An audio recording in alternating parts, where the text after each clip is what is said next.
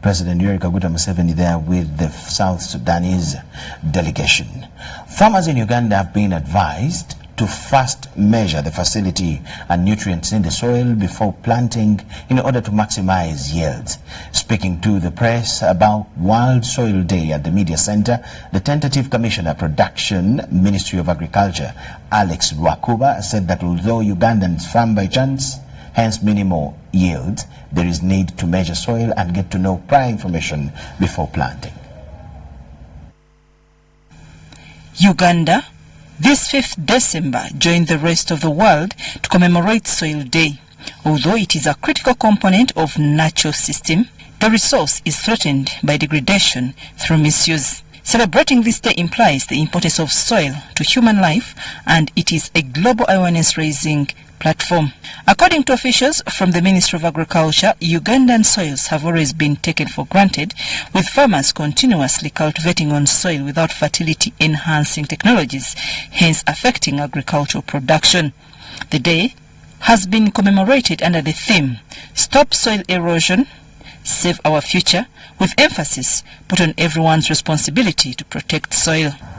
The estimated soil loss through erosion by water was 3.2 tons per hectare per year in 2014, which resulted into a total loss to the country of 62 million tons of soil.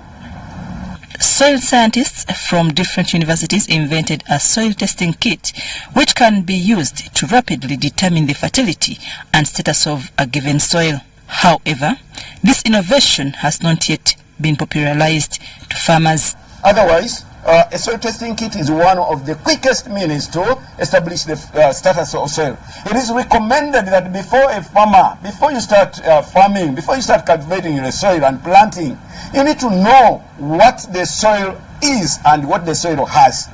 Although a natural process, soil erosion is accelerated by unsustainable human activities. This process affects food production, yet 95% of the food comes from soil. Unsustainable activities, I mean intensive agriculture practices, so they're not following sustainable soil management practices, deforestation, which is the major driver of erosion, that is the change of land use from forests to other kind of productive activities or to bare land, and that is one of the major drivers of soil erosion. For sustainable soil management, government is to start a Uganda Soil Institute at Busitema University. So this study was initiated, and we wanted to see the gradual changes in biodiversity, in living forms, both in numbers and species diversity. The World Soil Day has been celebrated under different themes since 2014. I'm Nafka Farida and Sana Anet reporting in Kampala. Budgetary allocations continue to be a major hiccup that slows development in key areas of society. The most affected are vulnerable groups and women whose programs per budgetary allocation per sector are rarely met. This has been highlighted by civil society budget advocacy group research findings, as we see in this report. Civil society organizations are led by Civil Society Budget Advocacy Group CSBAG have started a campaign urging various government sectors to adhere to gender and equity balance in their budgetary priorities.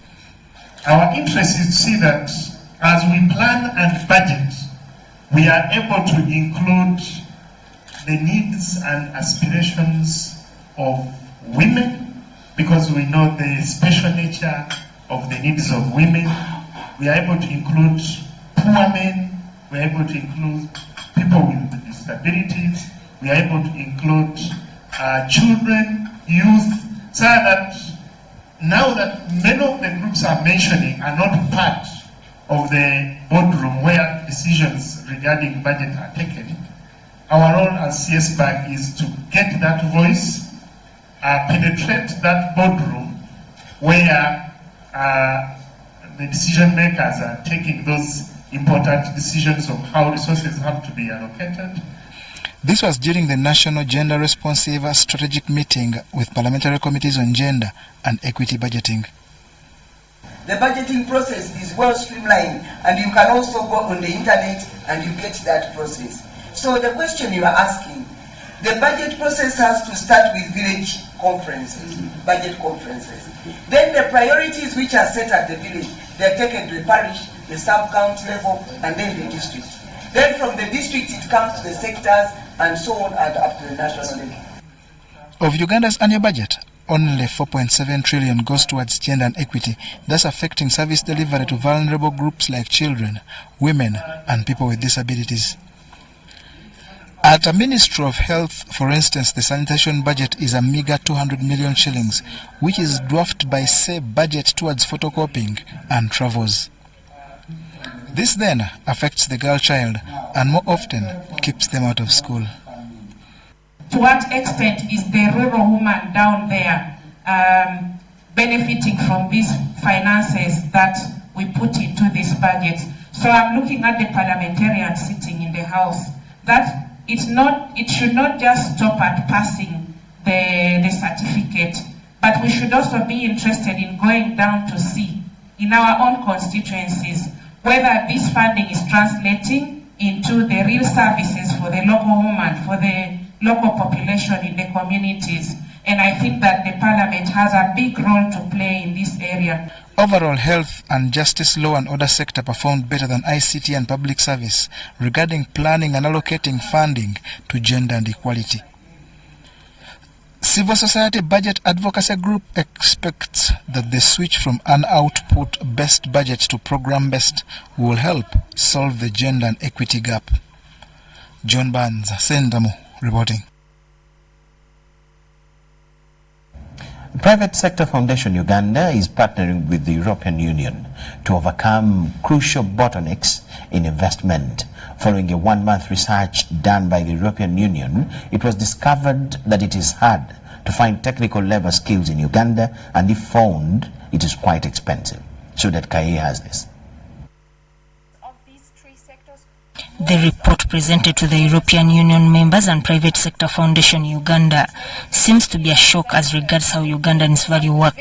Presenting the report, Ina Pitchman, a researcher, noted that Uganda imports foreign labor to do construction work within the country, and this is attributed to Ugandans' attitude towards work. Of the people in the construction sectors, like one guy said, like they are wheelbarrows. You need to push them with every single step, to get some work done, and this is very tiring for businesses. The manufacturing sector is dominated by few but large businesses, although the sector is struggling with high costs of doing business. See, also the managers and machine operators that are available in the market, the certificates, they don't reflect, very well the skills of people.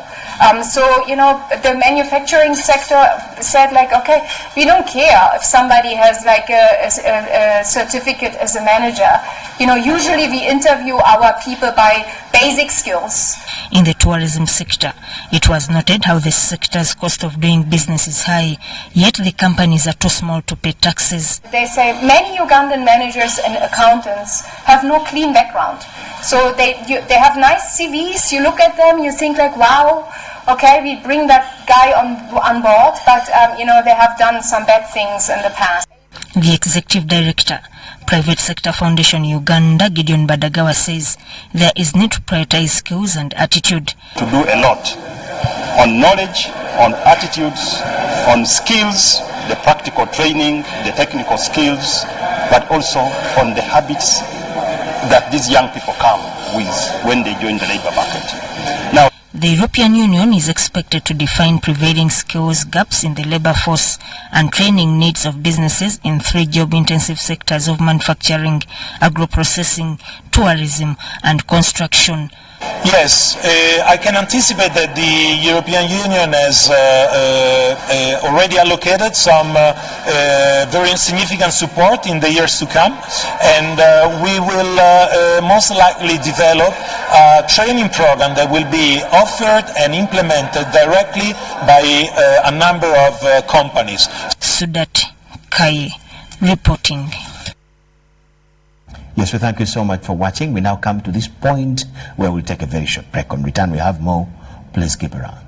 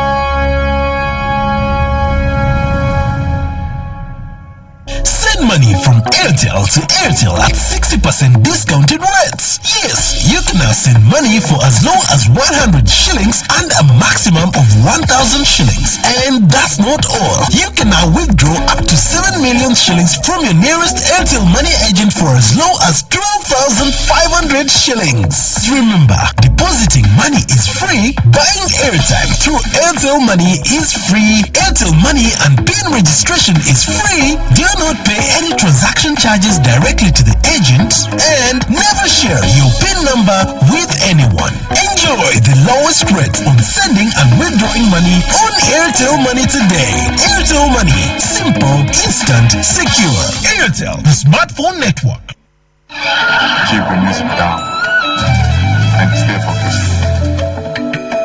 So when you're on the roads, follow these safe steps and help save lives. We all have a role to play in road safety. Together, let's make Africa's road safer. Introducing Airtel Broadband. Enjoy high-quality home video streaming and seamless connectivity. You can also connect up to 32 people for your business at only 280,000 shillings with 51 GB free, valid for a month. And installation at no charge. Use Airtel Money today to buy any of our customized broadband bundles. For product inquiries, give us a call on 1004 Airtel and 0800 327327. Accessible from all other networks. Dial star 185 hash and activate today. Airtel, the smartphone network. Did you know that 1,000 Ugandans get HIV every week? Did you know that each week 500 people die of AIDS in Uganda? HIV is still with us. In 2017, President Museveni launched the Fast Track Initiative to end AIDS in Uganda by 2030. We must stop HIV. The best way for young people to avoid HIV is to abstain from sex. Why you had to have sex at 16, at 18, at 20, and then you die, or you start having problems, which you may live with all your life? Why don't you wait, hold on, you study, finish your degree, and then you look for a partner at the right time? Protect yourself. Abstain from sex until you are ready.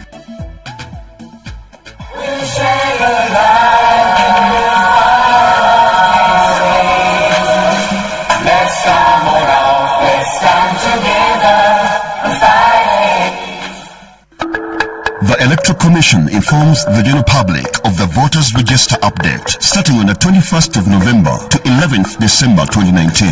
This will be a self-reporting exercise to provide personal details. A person who is already registered as a voter in Uganda must not register again. A voter who wishes to transfer to a new voting location must present confirmation that he or she is now a resident of the parish of that new voting location. The exercise will enable registered voters to confirm accuracy of their particulars on the register and correct any errors identified on the National Voters Register. The details of eligible learners registered under the Learners Project in 2017 who have attained the age of 18 will be updated. Such learners should present themselves at the registration or update center with their national identification number. The Commission has appointed Wednesday, 11th December 2019 as the cut-off date for registration of voters in Uganda, announced by the Chairperson, Electoral Commission.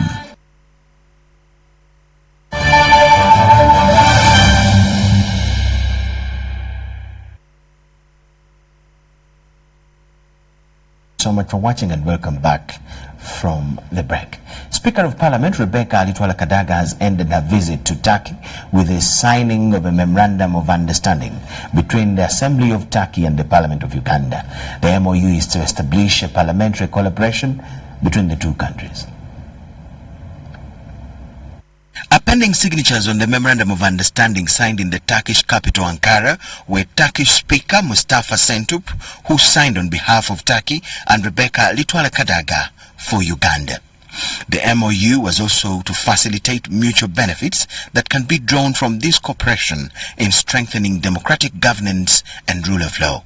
We have agreed to have GAP work with the entire district of Kamuli, and they have proposed to come and visit in March.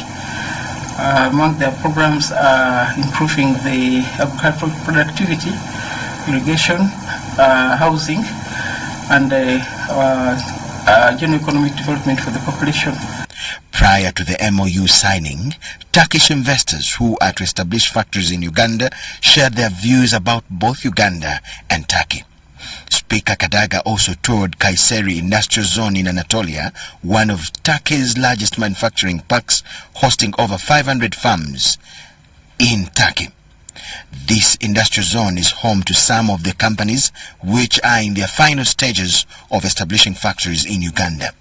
The textile and garment industry machinery and solar power equipment is already in Turkish warehouses waiting shipment to Uganda. While here, the investors asked Kadaga to work with Turkish government to amend laws which bar transfer of capital and machinery from Turkey to other countries. The industrial zone located in Anatolia City became functional in 1986 and covers 2,350 hectares of land.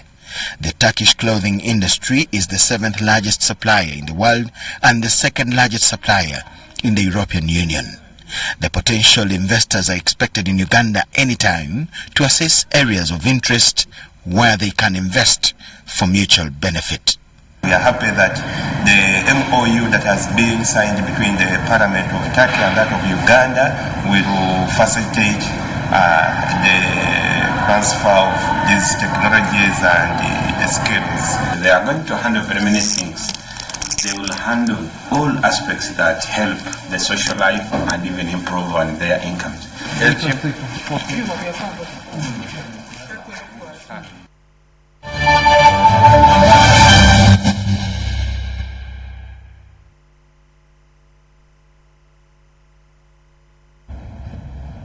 On the international scene, trade unions, students and indigenous groups are marching in Colombia's major cities to increase the pressure on government of President Ivan Duque. The protest started almost 2 weeks ago with hundreds of thousands of people taking part in rallies. The demands of those demonstrating are wide-ranging and include making access to education simple for everyone. The two sides are due to meet again on Thursday, but so far little progress has been made in the talks between them.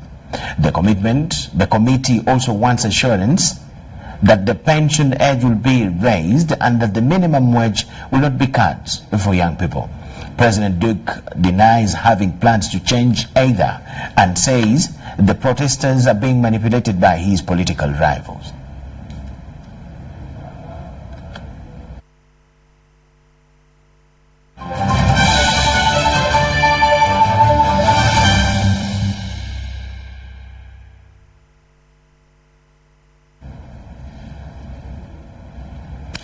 Fresh from setting a new record that is now in sports, over the 10 kilometers during the Valencia Marathon, Uganda's Joshua Cheptegei has returned home. The Ugandan minstrel set the new standard during the marathon hosted last weekend.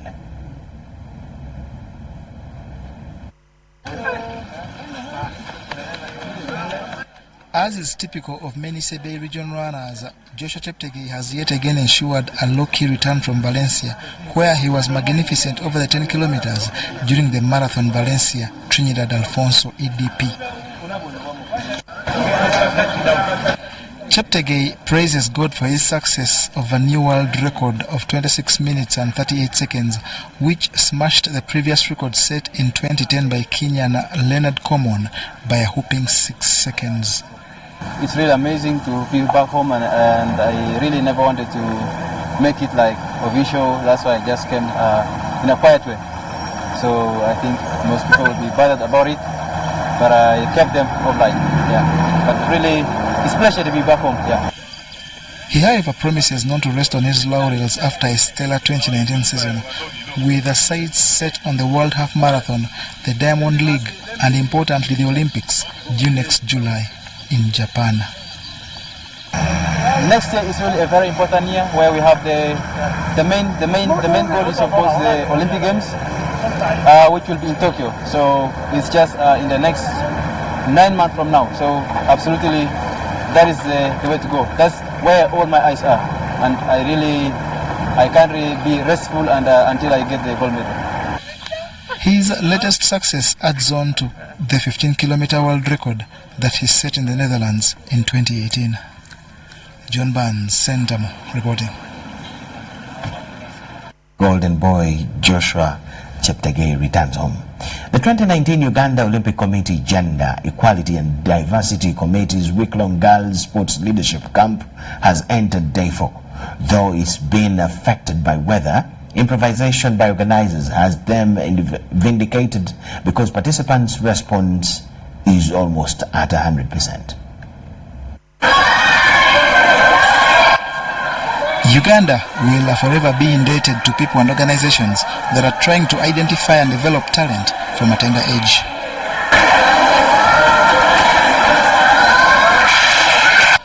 For such a project, sites aren't far off Uganda Olympic Committee that has, through its Gender Equality and Diversity Commission, hosted a girls' sports leadership camp at Gayaza Junior School. During the 2019 outing, 14 sports disciplines are open for the over 100 youngsters to adapt to, and among these is a 3-year-old who is impressive in hockey. He has already learned how to hold the hockey stick. He has already learned how to.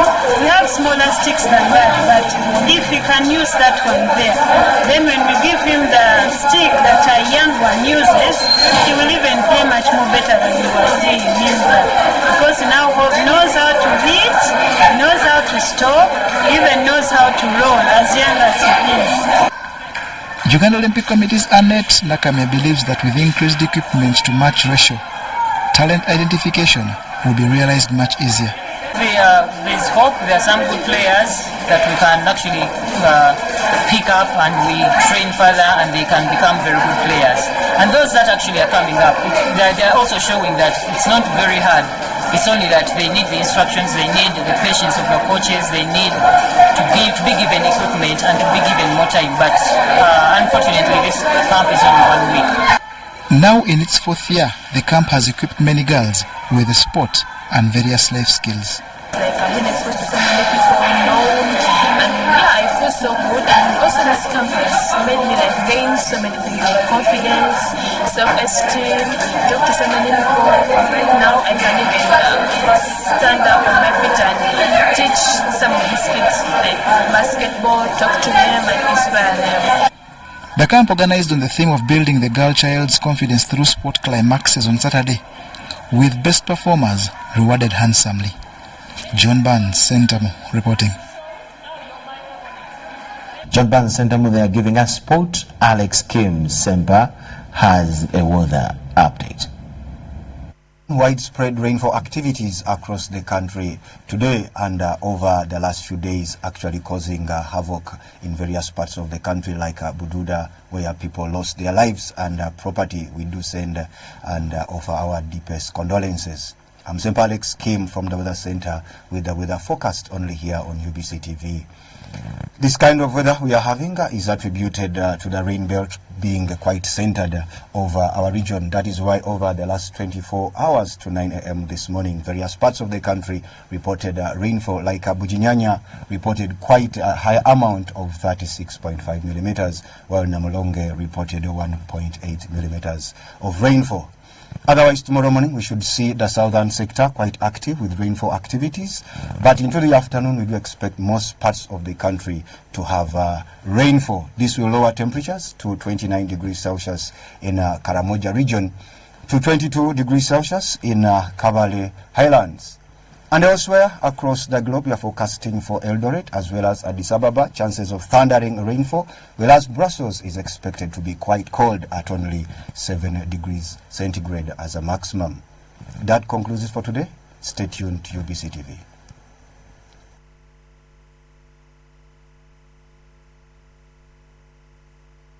With the weather update, we come to the end of our News Tonight first edition.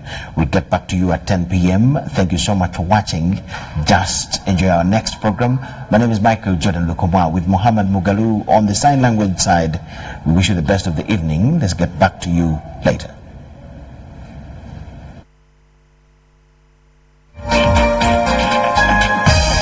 was brought to you by UCC, celebrating 20 years of achievements.